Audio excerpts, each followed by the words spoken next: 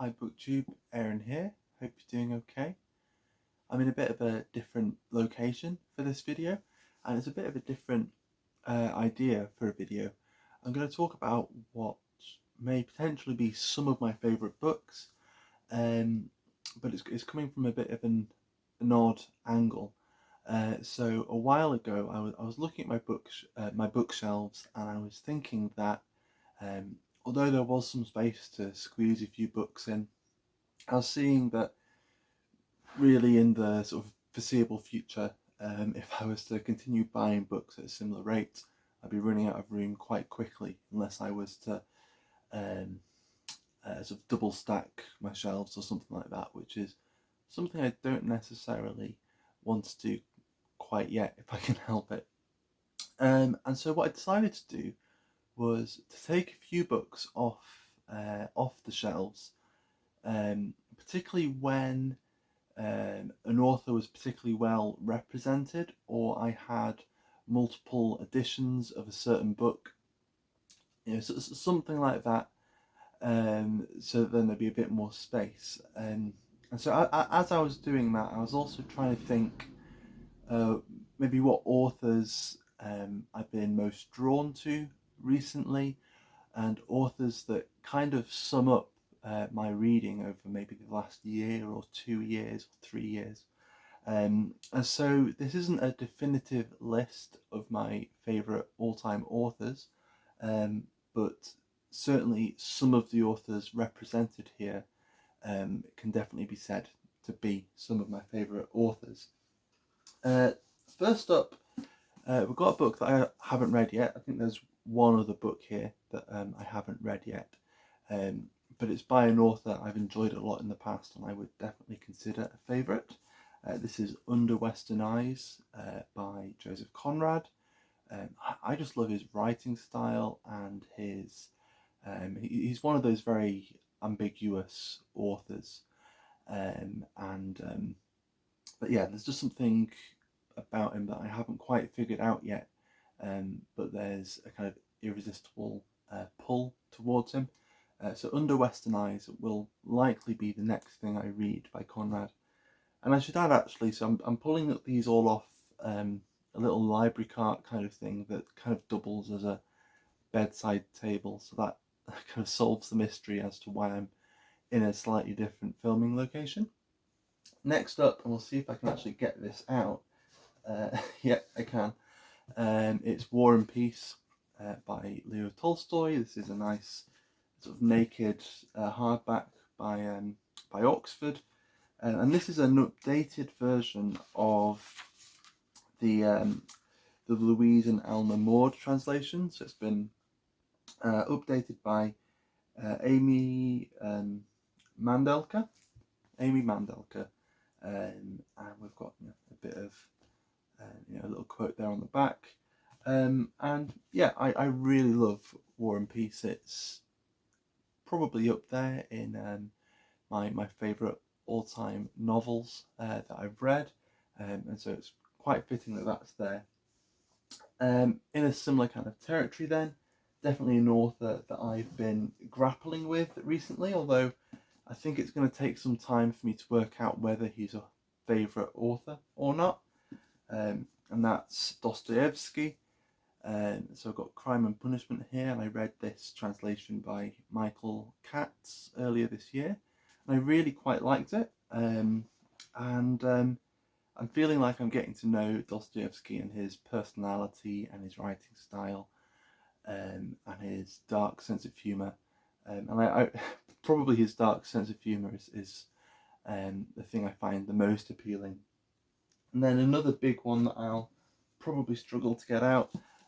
This is one I have read, but not in this translation. So this is a multiple that I've pulled off for that reason, and that's the Brothers Karamazov. I'm hoping to read this early next year.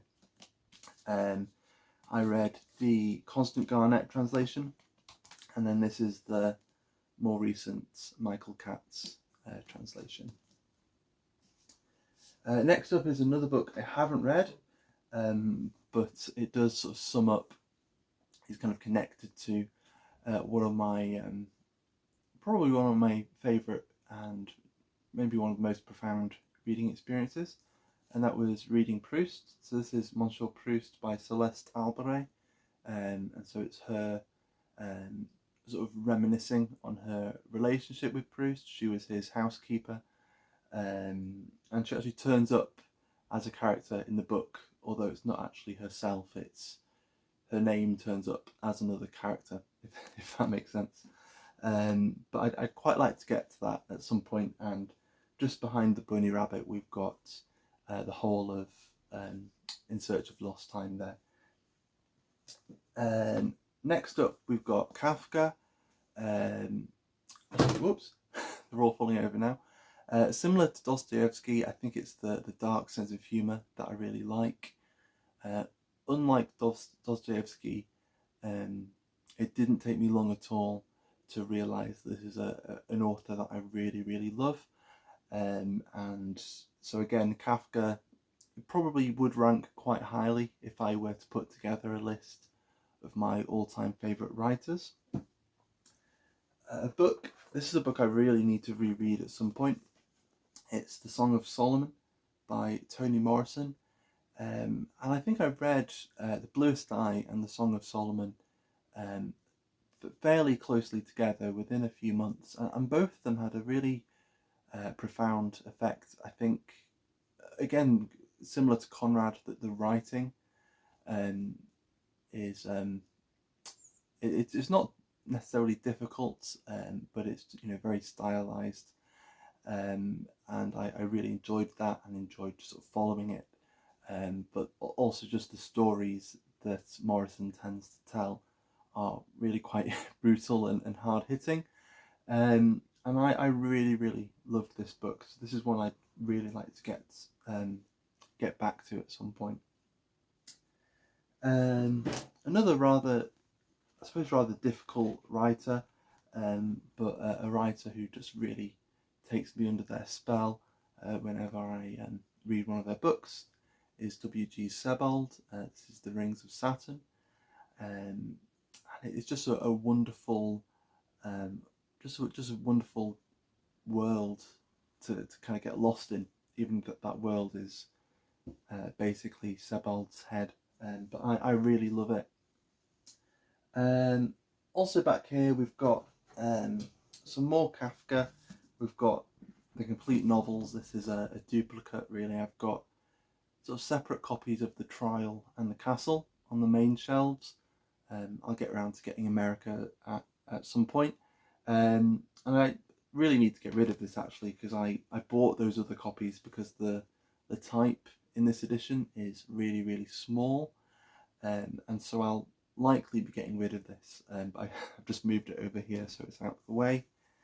And this is another duplicate, but it will be staying here. It's The Magic Mountain by Thomas Mann.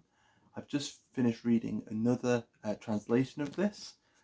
So this is here I think it's one of the earlier translations. So it's the H.T. Lowe Porter translation.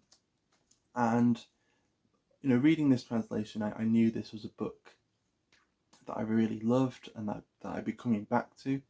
I read the other translation, which is in the other room, so I can't really remember who did it off the top of my head. But I think I did prefer that translation a bit.